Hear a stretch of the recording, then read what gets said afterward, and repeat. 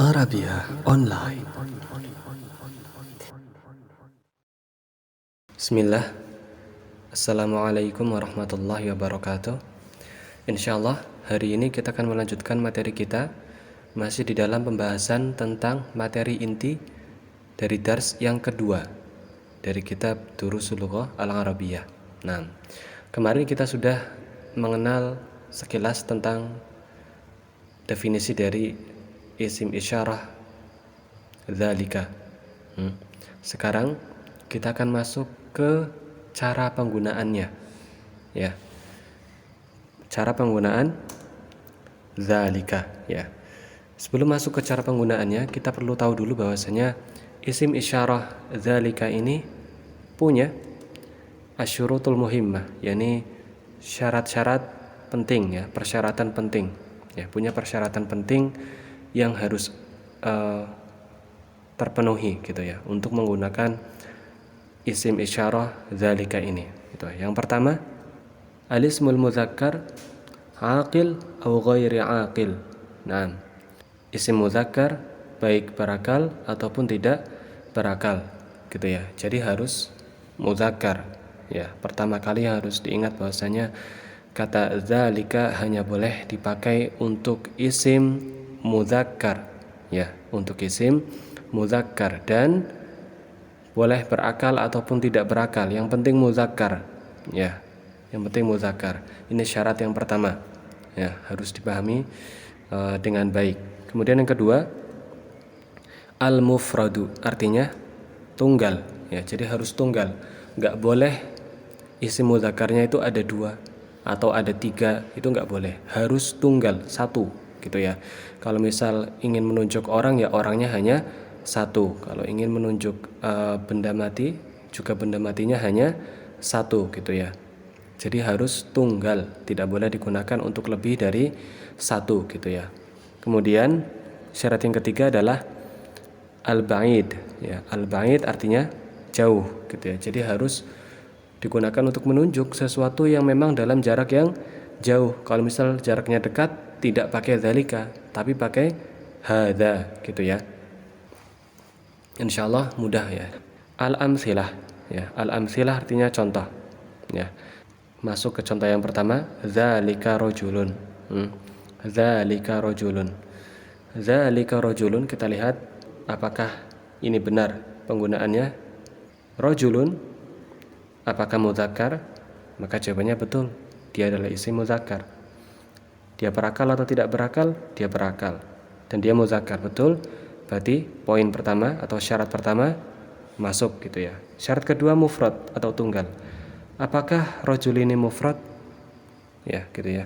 Artinya satu, benar gitu ya. Rajulun artinya satu orang laki-laki gitu ya. Kalau dua orang rajulani, kalau tiga orang rijal gitu ya. Berarti rajulun artinya satu orang, tunggal begitu ya. Kemudian ba'id. Jadi dimaksudkan dzalika di sini untuk menunjuk laki-laki dalam jarak yang jauh. Berarti contoh yang pertama ini benar gitu ya. Contoh yang pertama ini benar. Kita masuk ke contoh yang kedua. Dzalikal mu'minuna. Dzalikal mu'minuna. Apakah ini benar? Kita lihat. Dzalika, ya, isim isyarah.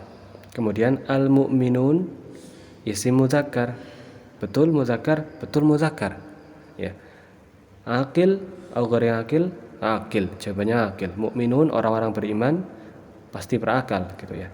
Berarti syarat pertama lolos, ya, betul. Syarat kedua mufrad, tunggal. Apakah dia tunggal?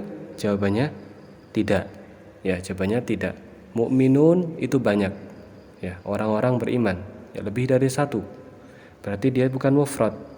Ya, syarat kedua tidak masuk. Syarat ketiga al-ba'id, ya, berada dalam posisi yang jauh. Ya, ini tergantung dari penunjukannya, apakah benar ingin menunjuk dalam jarak yang jauh atau tidak gitu ya. Tapi kita lihat sendiri bahwasanya dalam poin kedua sudah salah gitu ya, sudah salah. Berarti contoh kedua ini salah gitu ya. Kita masuk contoh yang ketiga. Dzalika talibun. itu adalah seorang murid. Talibun muzakkar, muzakkar.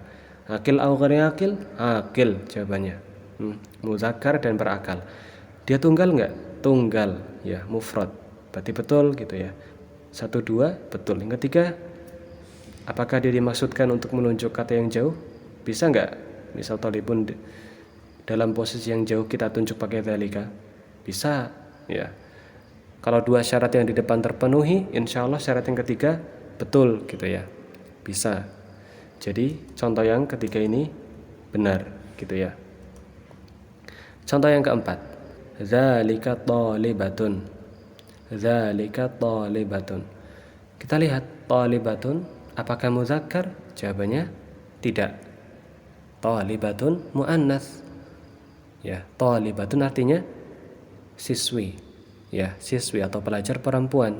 Maka syarat pertama sudah gagal ya. Otomatis kalau memang ada salah satu syarat saja yang tidak sesuai, maka dia salah ya. Berarti contoh yang ketiga ini salah gitu ya. Contoh yang selanjutnya, dzalika kitabun. Dzalika kitabun ya. Apakah ini benar? Kita lihat. Isim muzakkar, muzakkar. Berakal atau tidak berakal? Tidak berakal. Boleh? Boleh. Berarti syarat pertama masuk. Syarat kedua mufrad. Betul enggak? Kitabun itu artinya satu buku. Betul. Kitabun artinya satu buku. Berarti benar. Ya, kalau syarat satu dan syarat kedua benar, insya Allah syarat ketiga juga benar gitu ya. Boleh enggak kita nunjuk satu buku dalam jarak yang jauh? Tentu saja boleh. Gitu ya. Berarti contoh ini benar. Kita masuk contoh selanjutnya. Dzalika kutubun. Ya, kutubun. Apakah dia isim muzakkar? Jawabannya muzakkar. Betul muzakkar. Apakah dia berakal? Jawabannya tidak berakal. Ya, dia tidak berakal. Kemudian apakah dia mufrad? Jawabannya tidak. Dia adalah jamak. Ya, lebih dari satu. Kutubun artinya buku-buku. 3 buku ke atas itu namanya kutubun. Berarti contoh yang ini salah. Begitu ya. Kemudian selanjutnya dzalika najmun, itu adalah bintang. Najmun, apakah dia muzakkar? Jawabannya muzakkar. Berakal atau tidak? Tidak berakal. Berarti boleh enggak? Boleh. Jawabannya boleh. Berarti syarat yang pertama masuk. Syarat yang kedua, apakah dia mufrad? Najmun, artinya sebuah bintang. Betul enggak dia cuma satu bintang? Betul. Najmun artinya satu bintang ya, atau sebuah bintang. Berarti dia tunggal mufrad. Kalau syarat yang pertama dan syarat yang kedua betul, insya Allah syarat yang ketiga juga betul. Boleh nggak kita nunjuk bintang dari kejauhan? Tentu saja boleh. Berarti kalimat ini benar. Ya, kalimat ini benar. Contoh yang terakhir. Dzalika nujumun. Nujum, apa itu nujum? Nujum jamak dari najmun. Ya. Artinya bintang-bintang ya. Nujumun artinya bintang-bintang, lebih dari satu bintang ya. Apakah ini benar? Kita lihat. Apakah dia muzakkar? Dia muzakkar, tidak ada alamat muannats di situ. Kemudian akil au ghairi akil, dia tidak berakal. Kemudian apakah dia mufrad? Jawabannya tidak. Dia jamak, lebih dari satu, begitu ya. Kemudian di dalam jarak yang jauh boleh nggak ditunjuk? Boleh. Tapi di sini kita lihat tidak memenuhi syarat yang kedua. Berarti kita tidak boleh menggunakan kata dzalika kemudian setelahnya nujumun. Ya. Kenapa? Karena dia jamak atau lebih dari satu, ya. 3 ke atas gitu ya. 3 ke atas. Kalau ingin menggunakan kata dzalika maka harus mufrad ya, harus mufrad. Jadi contoh yang terakhir ini juga salah. Ya, contoh yang terakhir ini juga salah. Nah, demikian materi kita hari ini. Insyaallah kita akan lanjutkan di video materi yang selanjutnya. Ya, syukran jazakumullahu khairan.